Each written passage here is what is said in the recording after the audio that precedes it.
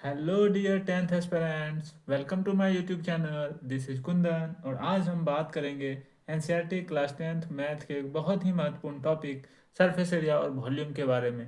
इस टॉपिक के अंतर्गत हम लोगों ने इसके थ्योरी पार्ट को पढ़ लिया था। पिछले वीडियो में हम लोगों ने एक्सरसाइज 13.3 को देखा था। इस वीडियो में हम एक्सरसाइज 13.4 की बात करेंगे। आप यहाँ देख सकते हैं NCERT class tenth math exercise 13.4। Question number 1 है, a drinking glass is in the shape of a frustum of a cone of height 14 centimetre. The diameter of its two circular ends are 4 centimeter and 2 centimeter. Find the capacity of the glass. आप यहाँ देख सकते हैं एक glass है जो कि frustum of a कोन के शेप का है और इसका जो टू सर्कुलर एंड्स है उसका डायमीटर आपको दिया हुआ है 4 सेंटीमीटर एंड 2 सेंटीमीटर। इस ग्लास की कैपेसिटी ज्ञात करनी है। आप यहाँ देख सकते हैं the radius of larger circular ends R1 जो है आपका 4 सेंटीमीटर है, रेडियस 2 सेंटीमीटर आ गया। स्मॉलर सर्कुलर एंड्स का जो आपका डायमीटर है 2 सेंटीमीटर है, तो आपका रेडियस 1 सेंटीमीटर हो जाएगा। हाइट ऑफ ड्रिंकिंग ग्लास, इसकी जो हाइट है 14 सेंटीमीटर आपका दिया हुआ है क्वेश्चन में, तो हम यहाँ से पता कर सकते हैं इसकी कैपेसिटी जो हो जाएगी, capacity of the drinking glass 1/3 pi H R1 का स्क्वायर प्लस R2 का square plus R1 into R2। जैसे ही आप इसमें वैल्यू पुट करेंगे तो आपके सामने 102 होल 2/3 सेंटीमीटर क्यूब निकल कर सामने आ जाएगा। अगला क्वेश्चन है, the slant height of a frustum of a cone is 4 centimeter and the perimeter circumference of its circular ends are 18 centimeter and 6 centimeter. Find the curved surface area of the frustum. आप यहाँ देख सकते हैं यहाँ आपका एक frustum of cone दिया हुआ है। इसका जो टू सर्कुलर एंड्स है उसका सरकमफ्रेंस आपको दिया हुआ है, एक 6 सेंटीमीटर एक 18 सेंटीमीटर आपको दिया हुआ है। इस फ्रस्टम ऑफ कॉन की स्लांट हाइट जो है 4 सेंटीमीटर आप यहाँ देख सकते हैं, 4 सेंटीमीटर दिया हुआ है। Slant height of frustum of a cone 4 centimetre दिया हुआ है। The perimeter of larger base of frustum 18 centimetre दिया हुआ है, तो यहाँ से आप R1 निकाल सकते हैं 9/पाई सेंटीमीटर। आप यहाँ से देख सकते हैं the circumference of smaller base of frustum 6 centimetre दिया हुआ है, यहाँ से आप R2 निकाल सकते हैं। सरकमफ्रेंस 2πr2 हो जाएगा। R2 को यहाँ से आप जैसे ही कैलकुलेट करेंगे 3/पाई सेंटीमीटर निकल कर सामने आ जाएगा। उसके बाद आप यहाँ देख सकते हैं कर्व सरफेस एरिया पूछा जा रहा है, तो curve surface area of frustum of a cone, इसका कर्व सरफेस एरिया होता है पाई R1 plus R2 into L.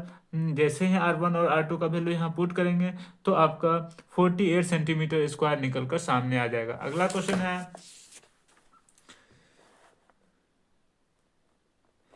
a face, the cap used by the Turks is shaped like the frustum of a cone if its radius on the open side is 10 centimeter, radius at the upper base is 4 centimeter and its slant height is 15 centimeter. Find the area of material used for making it. आप यहाँ देख सकते हैं एक phase है, ये phase तुर्की टोपी को बोला जाता है जो तुर्क लोग यूज करते हैं। यह फ्रस्टम ऑफ कोन के शेप का है। Its radius on the open side, इसके जो ओपन साइड, ये जो नीचे वाला ओपन साइड है उसका रेडियस 10 सेंटीमीटर है। रेडियस ऑफ अपर बेस, अपर वाला जो बेस है इसका आपका रेडियस 4 सेंटीमीटर दिया हुआ है। स्लांट हाइट 14 सेंटीमीटर दिया हुआ है आपका, 15 सेंटीमीटर ये आपका दिया हुआ है slant height. Find the material used by making it, इसको बनाने में जो मटेरियल यूज्ड होगा उसका एरिया पूछा जा रहा है। आप यहाँ से देख सकते हैं radius on the open side of the cap R1 जो है आपका 10 सेंटीमीटर ओपन साइड वाला। Radius at the upper base of the cap R2 जो है आपका 4 सेंटीमीटर दिया हुआ है क्वेश्चन में। स्लांट हाइट आपका 15 सेंटीमीटर दिया हुआ है क्वेश्चन में। एरिया हम लोग को पूछा जा रहा है। आप यहाँ से देख सकते हैं the area of material used for making it, इसको बनाने में जो मटेरियल का एरिया होगा वो हम यहाँ से कैसे कैलकुलेट करेंगे, इसका कर्व सरफेस एरिया और ये जो आपका अपर बेस है इसका सरफेस एरिया, इसका जो एरिया होगा उसको हम लोग ऐड कर देंगे। Curve surface area of the cap plus area of upper base of the cap, जैसे ही दोनों को ऐड करेंगे यहाँ से पाई पाई कॉमन हो जाएगा। R1 plus R2 into L plus यहाँ पाई बाहर आ गया तो R2 यहाँ R2 का स्क्वायर बच गया। आप यहाँ देख सकते हैं जैसे ही इसका वैल्यू पुट कीजिएगा 710 होल 2/7 सेंटीमीटर स्क्वायर निकल कर सामने आ जाएगा। अगला क्वेश्चन है आपका, a container opened from the top and made up of a metal sheet is in the form of a frustum of a cone of height 16 centimeter with radii of its lower and upper ends as 8 centimeter and 20 centimeter respectively. Find the cost of milk which can completely fill the container at the rate of 20 rupees per liter. Also find the cost of metal used to make the container if it costs are 8 rupees per 100 centimetre square. आप यहाँ से देख सकते हैं हम लोग को cost पूछा जा रहा है मिल्क का जो कि कंटेनर को फुलफिल कर दे। यहाँ से आप देख सकते हैं इसमें क्या क्या दिया हुआ है। ये फ्रस्टम ऑफ कोन का है, इसकी जो हाइट है 16 सेंटीमीटर दिया हुआ है, लोअर एंड अपर एंड्स जो है 8 सेंटीमीटर एंड 20 सेंटीमीटर इसका रेडियाई है। आप देख सकते हैं कोस्ट पूछा जा रहा है मिल्क का जो कम्प्लीटली फिल कर दे कंटेनर को। आप यहाँ से देख सकते हैं किस रेट से, 20 रुपीज पर लीटर के रेट से। उसके बाद cost of metal seat use for making it, इसको बनाने में जो मेटल लगने वाला है कंटेनर को उसको जो है 8 रुपीज पर 100 सेंटीमीटर स्क्वायर की दर से कॉस्ट बताना है। आप यहाँ से देख सकते हैं radius of lower ends of the container R1 8 centimetre दिया हुआ है, आपका अपर एंड्स का जो रेडियस R2 है 20 सेंटीमीटर दिया हुआ है, हाइट ऑफ कंटेनर एच आपका 16 सेंटीमीटर दिया हुआ है। उसके बाद the cost of milk at the rate of 20 rupees per litre की दर से हम लोग को पता करना है। The cost of metal sheet at the rate of 8 rupees per 100 metre square की दर से हम लोग को पता करना है। आप यहाँ देख सकते हैं आपका ये कंटेनर है, आपका ये कंटेनर है। सबसे पहले हम लोग इसके वॉल्यूम की चर्चा करेंगे। तो कंटेनर का वॉल्यूम क्या हो जाएगा, ये फ्रस्टम ऑफ कोन के शेप का है तो इसका आपका वॉल्यूम हो जाएगा 1/3 पाई R1 का स्क्वायर प्लस R2 का square plus R1 into R2 into H. जैसे ही इसका वैल्यू आप पाई का वैल्यू यहाँ 3.14 पुट कीजिएगा तो कैलकुलेट करने के बाद आपका 10.45 लीटर आपका आ जाएगा। एरिया आपका ये आने वाला है, इसको जैसे ही हम लोग लीटर में कन्वर्ट करेंगे आपका 10.45 लीटर निकल कर सामने आ जाएगा।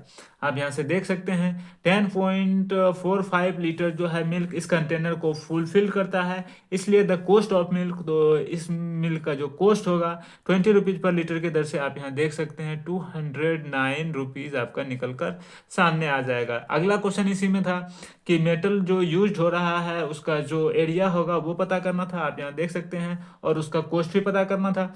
तो total area of metal sheet used to make the container, curve surface area of container, इसका जो कर्व सरफेस एरिया होगा और ये जो आपका बेस है इसको ऐड करना पड़ेगा।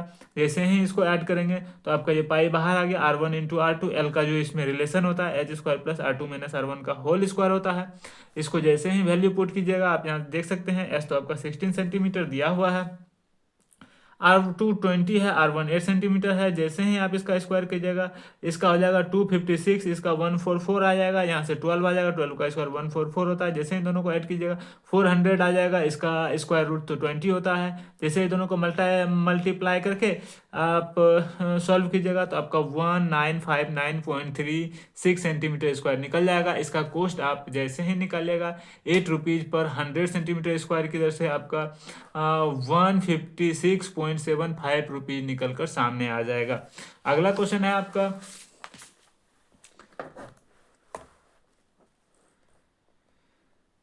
A metallic right circular cone 20 centimeter high and whose vertical angle is 60 degree is cut into two parts at the middle of its height by a plane parallel to its base. If the frustum so obtained be drawn into wire of diameter 1/16 centimeter, find the length of wire.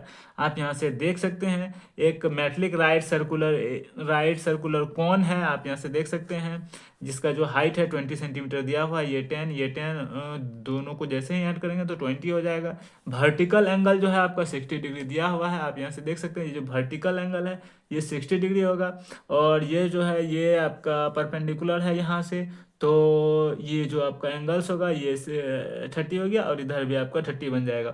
तो ठीक है, तो हम लोग को क्या पूछा जा रहा है आप यहाँ से देख सकते हैं, यहाँ आप देख सकते हैं height of metallic cone 20 centimetre दिया हुआ है, वर्टिकल एंगल 60 डिग्री दिया हुआ है, डायमीटर ऑफ वायर 1/16 सेंटीमीटर है, तो इसका रेडियस क्या हो जाएगा 1/32 सेंटीमीटर। इसमें जैसे ही 2 से हम डिवाइड करेंगे 1/32 सेंटीमीटर आ जाएगा। लेंथ ऑफ वायर हम लोग को पूछा जा रहा है, आप यहाँ से देख सकते हैं इस ट्रायंगल में। अब हम लोग को लेंथ ऑफ वायर पूछा जा रहा है तो हम लोग क्या करते हैं सबसे पहले इस ट्रायंगल में देखते हैं, ये इस ट्रायंगल में ये 10 सेंटीमीटर है, ये R है, आप यहाँ से देख सकते हैं और ये 30 डिग्री है। जैसे यहाँ आप और यहाँ 90 डिग्री है, इसमें जैसे ही 10 30 लगाएंगे तो आपका GF बटे ए जी हो जाएगा। आप यहाँ से देख सकते हैं जी एफ बटे ए जी। यहाँ से आपका जो ये आपका जी एफ आर है और ए जी आपका 10 है, आर बटे 10 और 10/30 क्या होता है 1/√3। आर का वैल्यू यहाँ 10/√3 सेंटीमीटर निकल कर सामने आ जाएगा। आप यहाँ से देख सकते हैं। और जैसे ही इस बड़े वाले एंगल में लगाएंगे, इस बड़े वाले कोण में लगाएंगे तो ये बड़ा वाला आर हो गया, ये आपका 20 हो गया। यहाँ से आपका ये आर निकल कर सामने आ जाएगा। यहाँ जैसे ही 10/30 लगाएंगे तो ये हो जाएगा आपका सी डी बटे ए डी। सी डी बटे ए डी, ये 10/30 तो 1/√3 होता है। ये तो आर है, ये तो 20 है। जैसे ही 20 लगाएंगे बड़ी आर का वैल्यू आपका 20/√3 सेंटीमीटर निकल कर सामने आ जाएगा। उसके बाद आप देख सकते हैं ये एक फ्रस्टम है, ये एक फ्रस्टम है, फ्रस्टम ऑफ कौन है, इसका जो रेडियस है बड़ा वाला 20/√3 सेंटीमीटर है। आप देख सकते हैं B C F E, B C F E, ये एक फ्रस्टम है। इसका जो बड़ा वाला रेडियस आप यहाँ से देख सकते हैं 20/√3, छोटा वाला रेडियस 10/√3 एंड एच जो है आपका 10 सेंटीमीटर है। एंड एच जो है आपका यहाँ से यहाँ तक 10 ही है, यहाँ से यहाँ तक तो 10 है, ऊपर 10 है और यहाँ से यहाँ तक 10 है। तो इसका जो हाइट हो गया वो तो 10 सेंटीमीटर ही होगा। तो वॉल्यूम इसका क्या हो जाएगा 1/3 पाई एच, बड़ी आर का स्क्वायर प्लस छोटी आर का स्क्वायर प्लस बड़ी आर इंटू छोटी आर। जैसे ही इसका वैल्यू पुट कीजिएगा तो इसका जो वॉल्यूम आने वाला है 7,000 पाई/9 सेंटीमीटर स्क्वायर इसका वॉल्यूम आने वाला है। आप देख सकते हैं इसी फ्रस्टम को जो है आपका इसी फ्रस्टम से आपका वायर बनाया गया है जिसका डायमीटर 1/60 सेंटीमीटर है। आप यहाँ से देख सकते हैं volume of wire radius R dash, wire का जो रेडियस आर डैश हम लोगों ने यहाँ माना था। यहाँ से देख सकते हैं आर डैश आपका 1/32 सेंटीमीटर। यहाँ पे आप देख सकते हैं आर डैश और लेंथ इसका एल है, तो इसका जो है ये तो आपका सिलेंडर वायर सिलेंडर के रूप का होता है। तो पाई आर स्क्वायर एच हो जाएगा इसका वॉल्यूम। जैसे ही हम इसका वॉल्यूम पुट करेंगे आर डैश की जगह पे 1/32 सेंटीमीटर, तो आपका ये निकल कर आ जाएगा इसका वॉल्यूम वायर का। तो आप यहाँ से देख सकते हैं वॉल्यूम ऑफ वायर बराबर वॉल्यूम ऑफ फ्रस्टम। इसी फ्रस्टम से वायर बनाया गया है, तो ये दोनों का जो वॉल्यूम होगा बराबर होगा। जैसे ही दोनों को बराबर रखेंगे और यहाँ से कैलकुलेट करेंगे तो एल का मान आपका यहाँ 7964.4 मीटर निकल कर आने वाला है। हैंस लेंथ ऑफ वायर आपका 7964.4 सेंटीमीटर निकल कर सामने आ जाएगा। आप यहाँ से देख सकते हैं ये थे आपके एक्सरसाइज 13.4 के टोटल 5 प्रश्न। आप मुझे कमेंट सेक्शन में जरूर बताएं कि आपको वीडियो कैसी लगी। अगर आपको वीडियो अच्छी लगी तब तो आपको बहुत अच्छे से पता है क्या करना है। जल्दी से कर दीजिए चैनल को सब्सक्राइब, बेल आइकन को कीजिए प्रेस, सो दैट जैसे ही मैं कोई वीडियो अपलोड करूं सबसे पहले नोटिफिकेशन आपके पास पहुंचे। आज के लिए इतना ही, मिलते हैं नेक्स्ट वीडियो में। So that's it guys, see you soon.